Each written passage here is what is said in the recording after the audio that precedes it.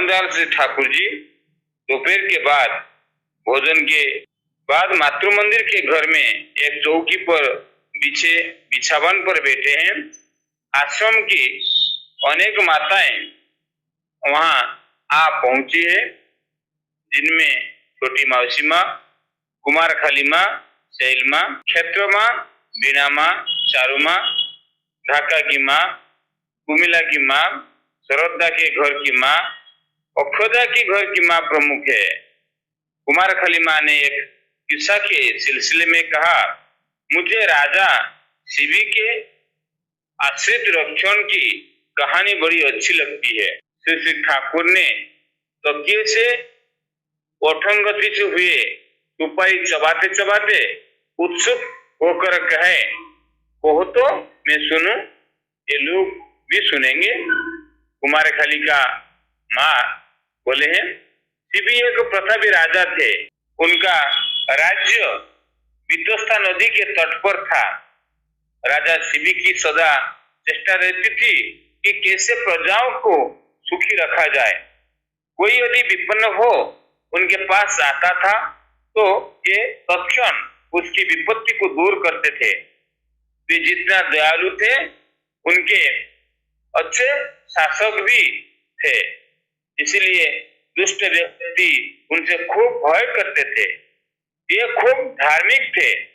राज्य के कल्याण के लिए याग यज्ञ भी खूब किया करते थे। एक दिन राजा शिवी यज्ञ कर रहे थे, तभी एक कबूतर ने भय से उनकी गोद में आश्रय लिया। उसका पीछा करते हुए एक भूखा बाज भी वहां आ पहुंचा। भय से कांपसा हुआ कबूतर राजा की गोद में छिपता गया, अर्थात वो राजा का आश्रय पाना चाहता था।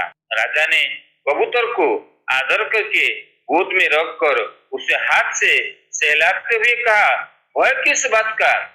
जब तुमने मेरा आश्रय लिया है तो मैं तुम्हारी रक्षा करूंगा ही। इधर बाज पक्षी ने आकर दावा करते हुए कहा, मेरा शिकार छोड़ देना ही होगा। राजा ने मुस्कुराते हुए कहा, क्या मेरे लिए ये संभव है? आश्रितों की रक्षा करना ही राजा का धर्म होता है। आखिर मैं इसे कैसे छोड़ूं?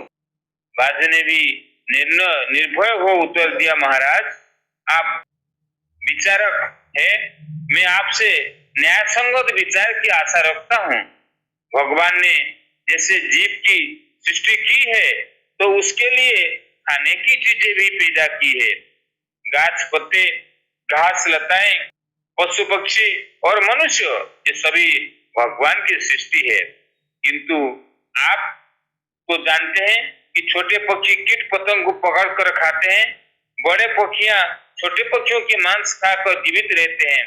गाय बकरी घास पात खाती हैं, फिर बाघ भालू सिंह इन गाय बकरी हरिण का मांस खाकर जीवन धारण किए करते हैं।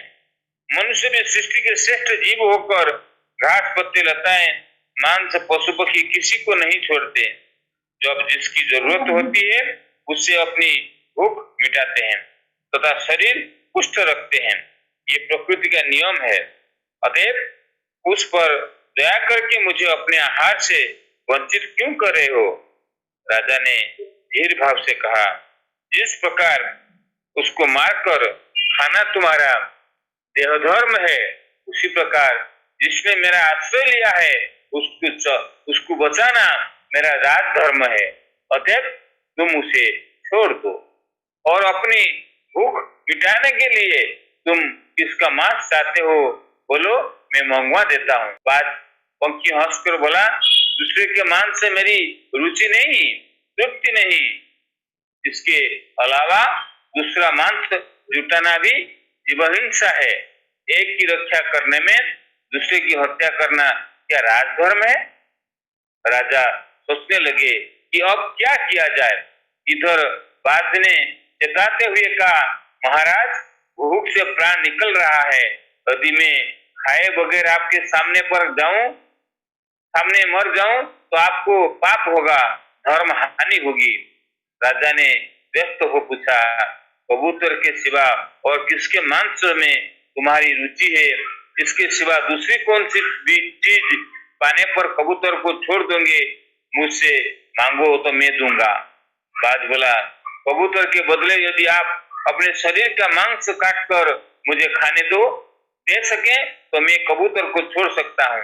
ये सुनकर राजा प्रसन्न हुए। हजार होने पर भी उन्हें कबूतर को चबाने का एक रास्ता मिल गया। अपने शरीर का मांस काटकर यदि कबूतर को बचाया जाए, इसमें क्या बुरा है। चारों ओर लोग हाय हाय करने लगे। राजा को थोड़ा भी भय नहीं हुआ। चप्पू से अपनी जांग का मांस काटकर तराजू के एक पलड़े पर चढ़ाया और दूसरे पर कबूतर को। किंतु जितना ही मांस काटकर चढ़ाते हैं, कबूतर के वजन के बराबर नहीं होता है। तत्पश्चात स्वयं प्रसन्न होकर पलड़े पर चढ़ गए, अर्थात अपने समस्त शरीर को ही बाज को खिलाने के लिए प्रस्तुत हो गए। सभी आर्तनाद करने लगे। राजा ने ये क्या किया? ये कबूतर के लिए अपनी जान दे रहे हैं, और ये कबूतर भी तो ऐसा होता है जिसे कहीं जगह नहीं मिली, बैठा तो राजा की गोद में आकर बैठा। वो कबूतर के मरने से क्या बनता बिगड़ता है? और बाज की हिम्मत को देखो, वो तो कबूतर का मांस खाएगा नहीं, तो राजा के शरीर का मांस। ये विचित्र बात है। लोगों की भीड़ ऐसी बातें कर ही रही थी कि हठात बाज ने देवराज इंद्र का रूप धारण किया और कबूतर ने साक्षात अग्निदेव का। दोनों व्यक्ति प्रसन्न हो राजा को शाबाशी देने लगे। राजा की परीक्षा लेने ही ये दोनों आए थे। राजा सिर्फ अपने नाम यश के लिए आश्रितों की रक्षा नहीं किया करते थे, वे तहे दिल से कर्तव्य पालन करते थे। देवगण संतुष्ट होकर राजा को आशीर्वाद देने के बाद वरदान देकर चले गए। सबने उनकी प्रशंसा की, संसार में चिरस्मरणीय होकर रहे। ठाकुर एवं उपस्थित सभी अब तक ध्यान पूर्वक किस्सा सुन रहे थे।